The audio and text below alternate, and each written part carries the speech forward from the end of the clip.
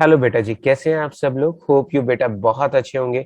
आज की इस वीडियो क्लास में बेटा जी मैं आप लोगों के लिए क्लास 12 का जो हमारा टॉपिक है शेयर्स, उसका प्रैक्टिस सेट नंबर 7 लेकर आया हूँ।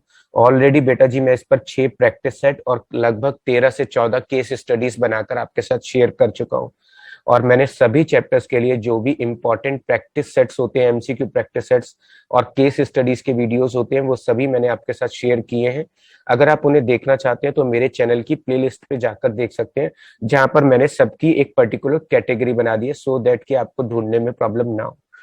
बेटा जी आप मुझे कमेंट बॉक्स में बताइएगा कि आपको किस वीडियो पर आपको ज्यादा से ज्यादा केस स्टडी और एमसीक्यू प्रैक्टिस सेट की रिक्वायरमेंट है, सो दैट कि मैं आपकी रिक्वायरमेंट के हिसाब से ही आपके लिए वीडियोस प्रिपेयर करूं, सो दैट कि आपकी बोर्ड एग्जाम के लिए ज्यादा अच्छी प्रिपरेशन हो पाए। चलिए बेटा जी आज अपना प्रैक्टिस सेट नंबर 7 स्टार्ट करते हैं। बेटा जी क्वेश्चन नंबर 1 दिया हुआ है, the premium on issue of share must be treated as. अगर हमें शेयर इश्यू किए हैं प्रीमियम पर, तो ऐसे में जो प्रीमियम हमको मिलता है वो रेवेन्यू रिसिप्ट होता है, डेफर्ड रेवेन्यू रिसिप्ट होता है, कैपिटल रिसिप्ट होता है या कैपिटल लॉस होता है। तो उसका सही आंसर है बेटा जी सी, कैपिटल रिसिप्ट होता है। बेटा जी बैलेंस शीट में आने वाली, जैसे बैलेंस शीट में equity share capital, preference share capital, debentures, bank loan आते हैं, या सेल ऑफ बिल्डिंग है, सेल ऑफ मशीन है, सेल या कैश रिसीव फ्रॉम डेटर है, कैश विड्रॉन फ्रॉम बैंक है, तो बैलेंस शीट आइटम से जो भी पैसा मिलता है बेटा जी वो कैपिटल रिसिप्ट होता है। समझ गए। जो चीजें आप बैलेंस शीट में शो करते हैं या तो वो कैपिटल एक्सपेंडिचर होंगे या वो कैपिटल रिसिप्ट होंगे। अगर पैसा मिला है तो कैपिटल रिसिप्ट, और उन चीजों के ऊपर खर्च हुआ है तो कैपिटल एक्सपेंडिचर होगा। डन। क्वेश्चन नंबर 2 बेटा जी, जो भी premium on issue of share है must be credited to separate account. जो सिक्योरिटी प्रीमियम या हमें प्रीमियम इश्यू के टाइम पर रिसीव होता है उसको हम कौन से अकाउंट में क्रेडिट करते हैं। बेटा जी हम एक सेपरेट अकाउंट ओपन करते हैं उसके लिए, जिसका नाम है सिक्योरिटी प्रीमियम अकाउंट। इसको हम सिक्योरिटी प्रीमियम रिजर्व अकाउंट भी बोल सकते हैं बेटा जी। तो इसका आंसर है बी। क्वेश्चन नंबर 3 बेटा जी, सिक्योरिटी प्रीमियम जो भी हमको मिलता है वो हम लाइबिलिटी साइड में सेपरेटली शो करते हैं, बैलेंस शीट की किस हेडिंग के अंदर शो करते हैं बेटा जी। तो हम बेटा जी जो भी हमें सिक्योरिटी प्रीमियम रिसीव होता है, आप जानते हैं लाइबिलिटी कॉलम में सबसे पहले नंबर पे शेयर होल्डर फंड आता है, उसके नीचे शेयर कैपिटल आता है और उसके नीचे रिजर्व सरप्लस आता है। तो शेयर होल्डर फंड तो मेजर हेड होता है, शेयर कैपिटल सब हेड होता है, और इसके अलावा रिजर्व एंड सरप्लस सब हेड होता है। और जो सिक्योरिटी प्रीमियम है वो रिजर्व एंड सरप्लस के अंदर आता है। तो बेटा जी इसका सही आंसर होगा B, reserve surplus and share holder fund. जो इसका सब हेड है बेटा जी वो है रिजर्व सरप्लस, और वो शेयर होल्डर फंड की हेडिंग के अंदर आता है। तो इसका आंसर है बेटा जी बी। क्वेश्चन नंबर बेटा जी 4, ये मैं यहां से हटा देता हूं। क्वेश्चन नंबर 4 आपको बताना है बेटा जी, which of the following type of security can be issued at discount. हम कौन सी सिक्योरिटी को डिस्काउंट पर इश्यू कर सकते हैं। क्या हम इक्विटी शेयर को इश्यू कर सकते हैं, स्वेट इक्विटी शेयर को डिस्काउंट पर इश्यू कर सकते हैं, प्रेफरेंस शेयर्स को डिस्काउंट पर इश्यू कर सकते हैं, डिवेंचर या बॉन्ड्स को डिस्काउंट पर इश्यू कर सकते हैं। तो बेटा जी इसका सही आंसर है हम डिवेंचर और बॉन्ड्स को डिस्काउंट पर इश्यू कर सकते हैं, और जो स्वेट इक्विटी शेयर हम अपने एम्प्लॉइज को इश्यू करते हैं वो डिस्काउंट पर इश्यू हो सकते हैं। लेकिन इक्विटी शेयर और प्रेफरेंस शेयर्स को हम डिस्काउंट पर इश्यू नहीं कर सकते। जो शेयर हम अपने एम्प्लॉइज को इश्यू करते हैं उनको हम स्वेट इक्विटी शेयर या स्वेट प्रेफरेंस शेयर्स बोलेंगे। तो बेटा जी हमारे पास आंसर है 2 और 4 और 5। चेक करिए ये ऑप्शन कहां पर टैली हो रहा है, सी में। तो इसका सही आंसर है बेटा जी सी। क्वेश्चन नंबर 5 बेटा जी, the discount on issue of debenture must be treated as revenue loss, deferred revenue, capital receipt, deferred revenue receipt, और इसके अलावा कैपिटल रिसिप्ट या कैपिटल लॉस। बेटा जी अगर हमने डिबेंचर्स को डिस्काउंट पर इश्यू पर किया है, यानी डिबेंचर को हमने मार्केट पे डिस्काउंट पर इश्यू किया है, उसकी वजह से हमें लॉस हुआ है, तो इसको बेटा जी हम दो नामों से बुला सकते हैं। या तो हम इसे अपना कैपिटल लॉस भी कह सकते हैं, और या फिर हम इसको अपना डेफर्ड रेवेन्यू लॉस भी कह सकते हैं, यानी डेफर्ड रेवेन्यू एक्सपेंडिचर भी कह सकते हैं। डेफर्ड का मतलब क्या होता है बेटा जी, यहाँ पर डेफर्ड से मतलब है बेटा जी मेरा कि अगर कोई लॉस हो जाता है और उस लॉस को आप धीरे धीरे प्रॉफिट एंड लॉस अकाउंट में ट्रांसफर करते हैं, तो उसको बेटा जी हम डेफर्ड रेवेन्यू एक्सपेंडिचर भी कह सकते हैं, या उसको हम कैपिटल लॉस भी बोल सकते हैं। समझ गए।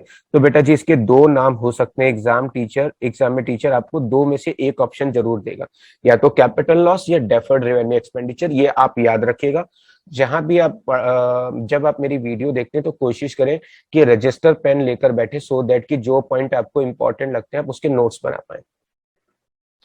उसके बाद आता है बेटा जी question number 6, which of the following table of schedule 1 to the company act 2013 contain the provision relating to calls in advance. बेटा जी कॉल्स इन एडवांस और कॉल्स इन अरियर से रिलेटेड जो प्रोविजन होता है, यानी कि कॉल्स इन एडवांस और कॉल्स इन अरियर पे जो रेट ऑफ इंटरेस्ट होता है वो शेड्यूल 1 की टेबल एफ में गिवन होता है। तो उसका सही आंसर है बेटा जी ए, टेबल एफ में। डन। क्वेश्चन नंबर 7 पर आते हैं बेटा जी। कॉल्स इन एडवांस पर जो भी हमको अमाउंट रिसीव हुई है कॉल्स इन एडवांस के नाम पर, उसको हम क्या बोलेंगे? अपना राइट बोलेंगे, एसेट्स बोलेंगे, डेट बोलेंगे या फिर रेवेन्यू बोलेंगे? आपको यहाँ पर ये बताना है बेटा जी। अगर मुझे पब्लिक से कॉल्स इन एडवांस का पैसा मिला है, यानी किसी से मुझे एडवांस पैसा मिला है, तो मैं उसको अपनी लायबिलिटी मानूंगा, और लायबिलिटी को डेट भी बोलते हैं। याद रखिएगा, एग्जाम में आप ये स्टूपिड मिस्टेक मत करिएगा। अब तो आपको आपके टीचर ने बहुत अच्छे से पढ़ाया होगा और छोटे छोटे पॉइंट आपके टीचर आपको जरूर सिखा रहे होंगे, और बस मैं कोशिश करता हूं कि अपनी वीडियो से उन पॉइंट को अच्छे से रिकॉल करा दूं आपको। क्वेश्चन नंबर 8 बेटा जी। Amount due on calls made but not paid is known as. आपने पैसा कॉल पे मांगा तो है लेकिन मिला नहीं है, तो ऐसे में उसको क्या बोलते हैं बेटा? उसको कॉल्स इन अरियर बोलते हैं। क्वेश्चन नंबर 9 बेटा जी यहाँ पर लिखा है, if the number of share issued is more than the number of share applied, इसे क्या बोलेंगे? बेटा जी मान लीजिए आपने 40,000 शेयर इशू किए। कितने शेयर इशू किए? 40,000 शेयर इशू किए। और जो आपने शेयर इशू किए थे बेटा जी, वो जितनी एप्लीकेशन रिसीव हुई है, मान लीजिए एप्लीकेशन रिसीव हुई है 35,000, उनसे ज्यादा है। तो एप्लीकेशन रिसीव कितनी हुई है? एप्लीकेशन रिसीव हुई है बेटा जी कितनी? 30,000 रुपए। तो 40,000 हमने शेयर इशू किए हैं और वो उनसे ज्यादा है जितनी एप्लीकेशन रिसीव हुई है। तो बेटा जी एप्लीकेशन कम रिसीव हुई है इनडायरेक्टली, तो इसको हम बोलेंगे अंडर सब्सक्रिप्शन या अंडर सब्सक्राइब्ड। तो इसका आंसर है बेटा जी बी। क्वेश्चन नंबर 10, अगर आपने जो शेयर की एप्लीकेशन रिसीव हुई है वो ज्यादा है जितने शेयर हमने इशू किए थे। मान लीजिए बेटा जी 50,000 एप्लीकेशन रिसीव हुई है, 50,000, जो कि बेटा जी जितने शेयर हमने इशू किए थे, मान लीजिए हमने 40,000 शेयर इशू किए थे, उनसे ज्यादा है। तो एप्लीकेशन ज्यादा रिसीव हुई है, तो बेटा जी इसको ओवर सब्सक्रिप्शन कहते हैं। तो इसका आंसर है बेटा जी ए। क्वेश्चन नंबर 11 बेटा जी, in case of free issue of share to each applicant, अगर कंपनी फ्री में शेयर्स इश्यू करते हैं अपने एप्लीकेंट्स को, अगर वो कुछ फुलफिल कर देता है पर्टिकुलर कंडीशंस को, उस कंडीशन में अगर कोई कंपनी अपने एप्लीकेंट्स को शेयर फ्री में इशू करती है तो उसे किस तरह का इशू कहेंगे? बेटा उसको बोनस अलॉटमेंट कहेंगे। जब कोई कंपनी अपने शेयर होल्डर्स को फ्री में शेयर्स दे तो उसको बोनस अलॉटमेंट कहते हैं। इसके अलावा यहाँ पर लिखा हुआ है बेटा जी, इफ ऑथोराइज बाय डैश, आपको बताना है इन चार ऑप्शन में से यहाँ फिल इन द ब्लैंक्स में क्या आएगा बेटा जी।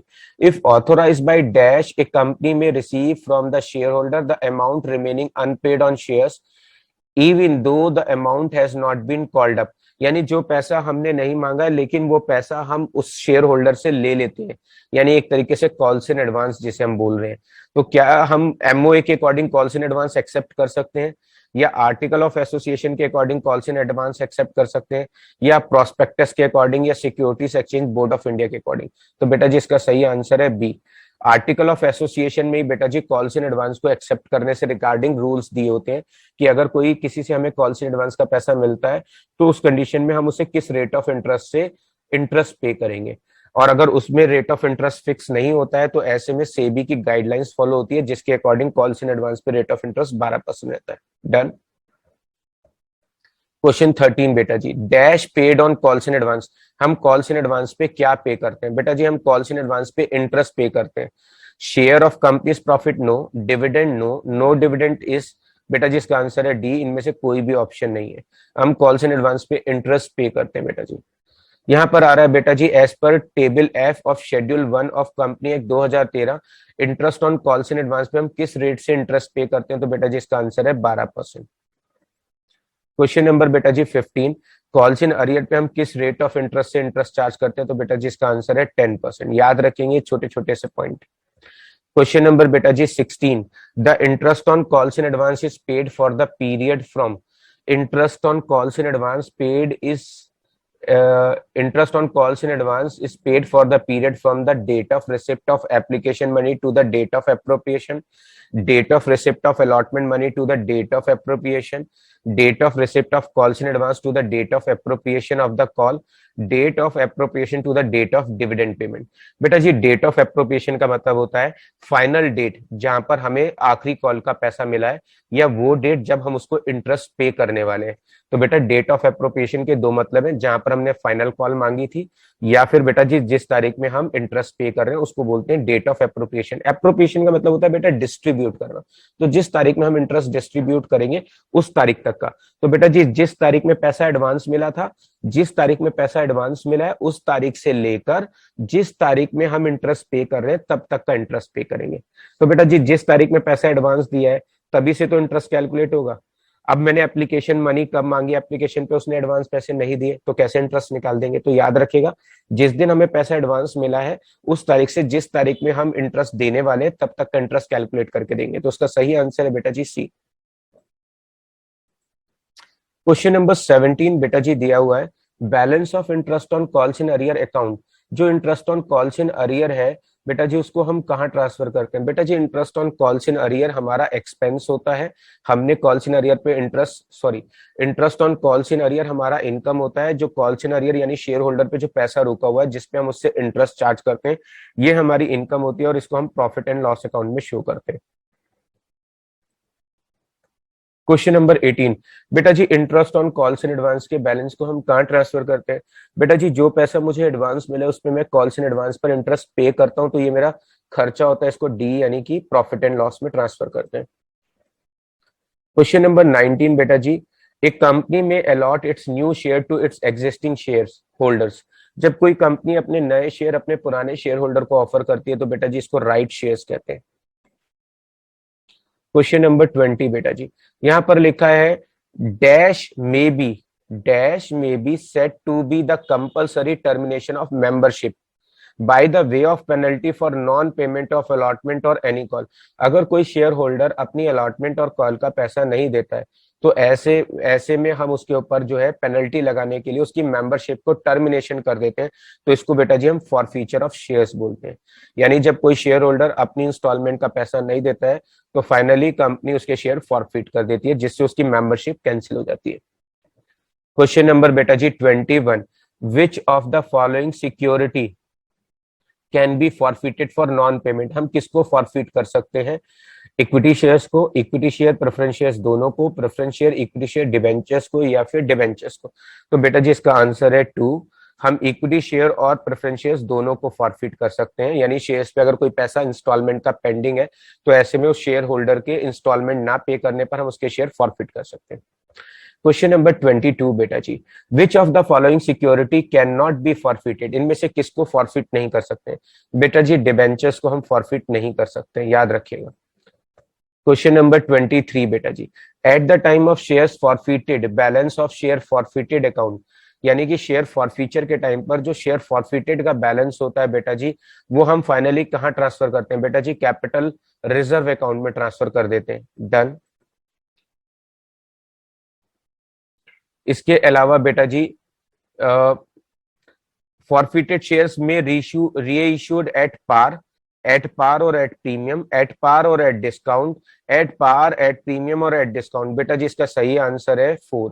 हम जो शेयर्स हैं उन्हें एट पार पे, एट प्रीमियम पर और एट डिस्काउंट यानी जितने का प्राइस है उसी प्राइस पर, उससे ज्यादा प्राइस से उससे कम प्राइस पर शेयर को इश्यू कर सकते हैं। तो बेटा जी इसका आंसर है डी। क्वेश्चन नंबर 25 बेटा जी आफ्टर री issue balance of share for feature. जब हम शेयर री इश्यू कर देते हैं तो शेयर फॉर फीचर के बैलेंस को कहां ट्रांसफर करते हैं। तो बेटा जी इसका आंसर है सी कैपिटल रिजर्व अकाउंट में ट्रांसफर करते हैं। तो बेटा जी ये था आज का हमारा शेयर्स का प्रैक्टिस सेट नंबर। आपको ये वीडियो कैसा लगा है मुझे कमेंट बॉक्स में बताइएगा, और आपको किस टॉपिक पे मैं वीडियो बनाकर दूं ताकि आपके एग्जाम के लिए बहुत अच्छी प्रिपरेशन हो पाए। आप कमेंट बॉक्स में मुझे बताइएगा सो दैट कि मैं आपके लिए अच्छी वीडियोस और जो यूजफुल वीडियोस हैं आपकी रिक्वायरमेंट के हिसाब से बना पाऊं। अगर ये वीडियो अच्छा लगा हो तो बेटा इसे अपने और फ्रेंड्स के साथ शेयर करिएगा। अगर बेटा आपको ये वीडियो अच्छा लगा है तो प्लीज सब्सक्राइब द चैनल और इस वीडियो को अपने फ्रेंड्स के साथ ज्यादा से ज्यादा शेयर करें।